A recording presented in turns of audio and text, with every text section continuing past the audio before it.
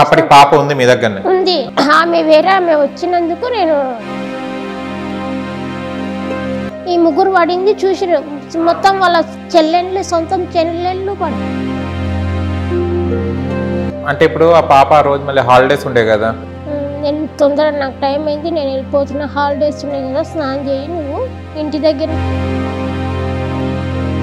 ఇప్పుడు ఇద్దరు అమ్మాయిలు పడిపోయారు దాంట్లో, ముగ్గురు మా పాప, ఇంకో పాప, వాళ్ళ చెల్లెలు, ఇంకో వాళ్ళ చెల్లెలు, ముగ్గురు పడిపోయారు ఆల్రెడీ. పడిపోయినాక వాళ్ళు మొత్తం గుంత చుట్టూ.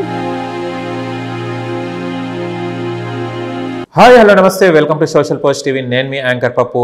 ఈరోజు మనతోని ఒక పర్వీన్ బేగం అని వచ్చిందండి. తన కూతురు తన కళ్ళ ముందే చూస్తుండగానే తన అంత్యక్రియలు తన చేతుల మీదుగా జరగకుండా పోలీస్ చేతుల మీదుగా జరిగింది. ఆయన అనుకోకుండా ఒక గుంతలో పడి చనిపోవడం జరిగింది. ఆ పాప 9 ఏళ్ల పాప, 9 years పాప.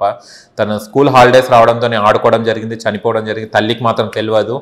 అండ్ తనకు ఉండడానికి ఇల్లు లేదు, అండ్ ఎవరు కూడా చూసుకోవడానికి వాళ్ళ ఫ్యామిలీ మెంబర్స్ కూడా అంత సరిగా లేరు. చాలా పూర్ ఫ్యామిలీ అమ్మాయిది. పర్వీన్ బేగం గారు ఇప్పుడు మనతోని ఉన్నారు. అండ్ తన పాపను ఎలా కోల్పోయారు, అసలు ఏం జరిగింది, ఆ సంఘటన తెలుసుకుందాం. ఇది దాదాపు జరిగేసి 2022లో డిసెంబర్లో జరిగింది. ఇది క్రిస్మస్ హాలిడేస్ అప్పుడు జరిగిన ఇన్సిడెంట్ ఇది, కూకట్పల్లి హౌసింగ్ బోర్డులో. అండ్ ఆ రోజు ఏం జరిగింది, అసలు ఈమెకి ఏం అన్యాయం జరిగింది, ఏం కావాలనుకుంటుంది, ఇప్పుడు పర్వీన్ బేగం అని తెలిసి కనుక్కోవడానికి ప్రయత్నిద్దాం. నమస్తే మేడం. అంటే ఇప్పుడు ఆ పాప ఆ రోజు మళ్ళీ హాలిడేస్ ఉండే కదా, పాపకి ఏం జరిగింది, ఆ రోజు ఏం జరుగుతుంది కన్స్ట్రక్షన్ మీ దగ్గర? నేను డ్యూటీకి వెళ్ళాను ఎప్పట్లాగే. ఎక్కడికి వెళ్ళవకు, ఇంటి దగ్గర ఉండు, శుక్రవారం ఆ రోజు స్నానం చెయ్యి, నేను తొందరగా నాకు టైం అయింది, నేను వెళ్ళిపోతున్నా, హాలిడేస్ ఉన్నాయి కదా, స్నానం చెయ్యి నువ్వు ఇంటి దగ్గరనే ఉండి, ఎక్కడికి వెళ్ళవకు అని చెప్పేసి బాగా మోజోలో వీడియోలు తీసేది పాప. నాకు ఫోన్ ఇచ్చిపో అంటే, నాకు ఫోన్ కావాలమ్మా, నేను మళ్ళీ నాకు పని చేసి నేను వేరే వాళ్ళకి పంపించేది ఉంటుంది, నేను ఫోన్ ఇయ్యానని చెప్పేసి అంటే ఏడ్చేసింది. నువ్వు ఏడు కానీ నేను మధ్యాహ్నం లంచ్కి వచ్చినప్పుడు ఇచ్చేసిపోతాను, అప్పటి వరకు కంప్లీట్ అయిపోతుంది, ఇచ్చేస్తానని చెప్పేసి అన్నా. ఇంకా పోయినా నాకు ఎందుకో మధ్యాహ్నం 12-1 అయింది, చేయబుద్ధి కాలే ఎందుకో, నాకు పని చేయబుద్ధి కాకపోతే ఇంటికి వచ్చేస్తే పక్క నా బీహార్లో హోటల్స్ ఉన్నాయి లైన్గా, ఫుట్పాత్ పైన మొత్తం హోటల్స్. వాళ్ళ పిల్లలు ఎప్పుడు డైలీ వచ్చేవాళ్ళు మా పిల్ల దగ్గరికి, డైలీ ఎప్పుడు వచ్చేవారు, ఆడుకునేవారు, తినేది అంతా బాగానే. మా పాప వాళ్ళ ఇంటికి వెళ్ళేది, వాళ్ళ భాష నేర్పించారు అంతా. వాళ్ళు వచ్చినప్పుడు చాలామంది మా పాపను మేము పెంచుకుంటాం మాకు ఏమని చెప్పేది.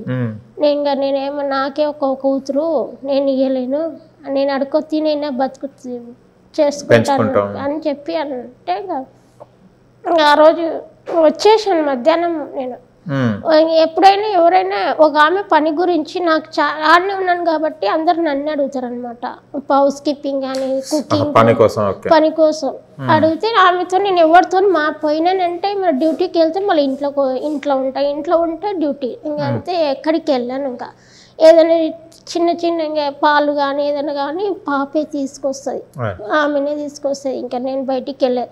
ఆ జీతం చాలట్లేదని మళ్ళీ పక్కన ఆర్డీఓ ఆఫీస్లో నైట్ 3 గంటలకు లేచి మళ్ళీ అందులో చేసేదాన్ని.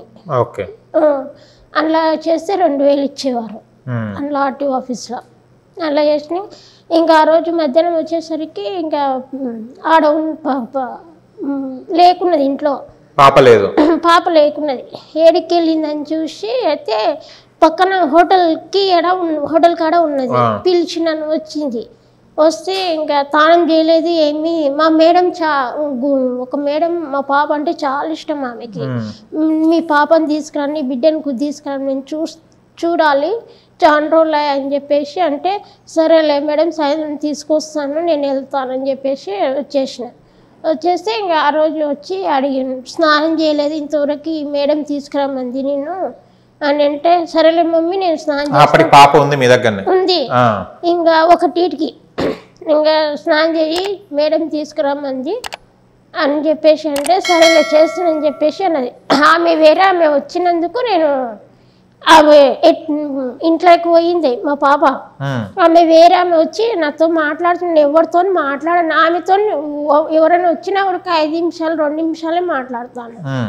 ఆమెతోనే ఆ రోజు గంట సేపు మాట్లాడా. ఆమెతోనే వేరే ఆమెతో పని గురించి గంట సేపు మాట్లాడా. ఫోన్ ఇవ్వ మమ్మీ అంటే, ఫోన్ తీసుకో, నువ్వు ఎండకి తిరగొద్దు, సో ఇంట్లోకి వెళ్ళు పడుకో అని చెప్పేసి అంటే, సరే ఫోన్ ఇవ్వండి. ఫోన్ తీసుకొని పోయింది ఇంట్లోకి.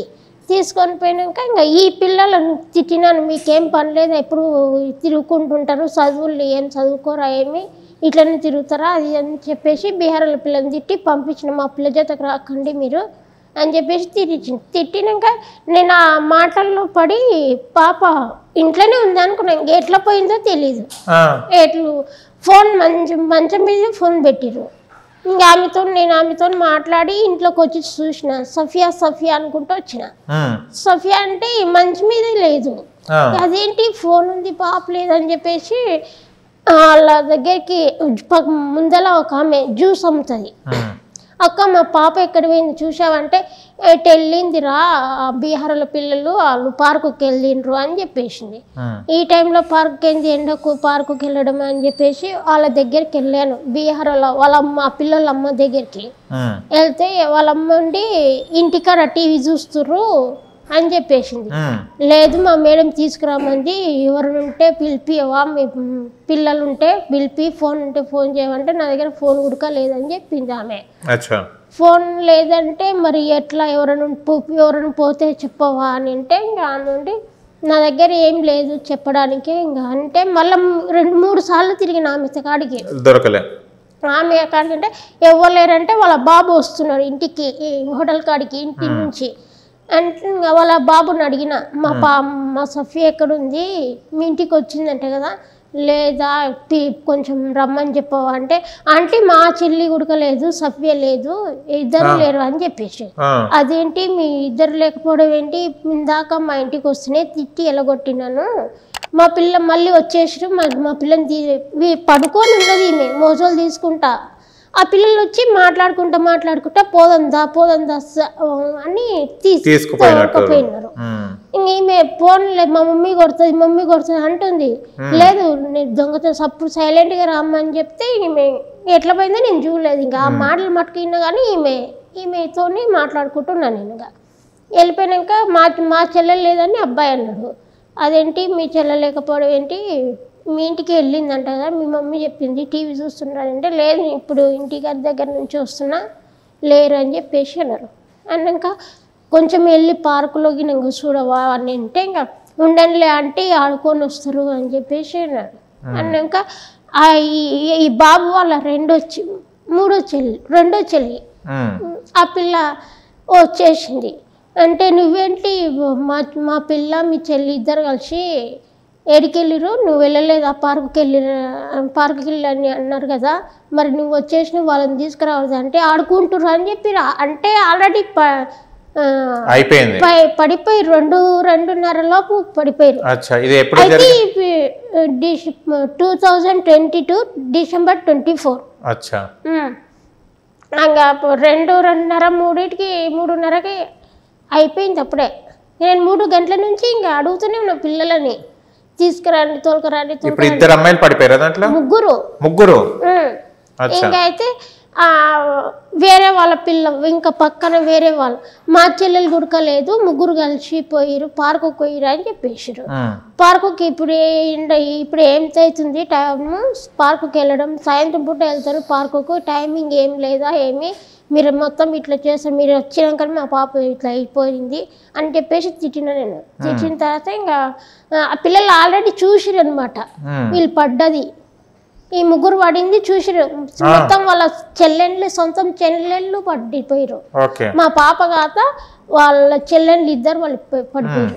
వాళ్ళ అక్కలు అసలు చూశాను గుడక చెప్పలే. ఇంకో 4వ పాపకి ఇంతవరకు తడిసింది, మరి ఆమె ఎట్లా వచ్చిందో ఏమో నాకు తెలియదు. ఆ పిల్లకి ఇంతవరకు తడిసింది, ఆ పిల్ల ఎట్లా పైకి వచ్చిందో తెలీదు. ఆ పిల్ల అప్పుడు ఉడక చెప్పలేదు, చెప్పలేదు, అప్పుడు ఉడక చెప్పలే. చెప్పకపోతే అంటే రౌండ్ తిరుగుతున్నారు అనమాట వాళ్ళిద్దరు. అచ్చా. ఇప్పుడు మా పాప, ఇంకో పాప, వాళ్ళ చెల్లెలు, వాళ్ళ చెల్లెలు ముగ్గురు పడిపోయారు ఆల్రెడీ. పడిపోయినాక వాళ్ళు మొత్తం గుంత చుట్టూ తిరుగుతున్నారు పిల్లలు. అంటే ఇట్లా ఇట్లా రేకుల్లాగా కట్టేసి మొత్తం ఇట్లా రేకులు. దాంట్లో ఏమైనా నీళ్లు ఉన్నాయా, సలాకులు ఉన్నాయా? మొత్తం నీళ్లు ఫుల్గా ఉన్నాయి నీళ్లు. 40 ఫుట్ల గుంత అని చెప్పారు. ఇంకా ఫుల్గా ఉన్నాయి అసలు. మస్తు అంత వర్షం వచ్చి అంత డ్రైనేజ్ అవి వచ్చి మొత్తం నిండిపోయింది.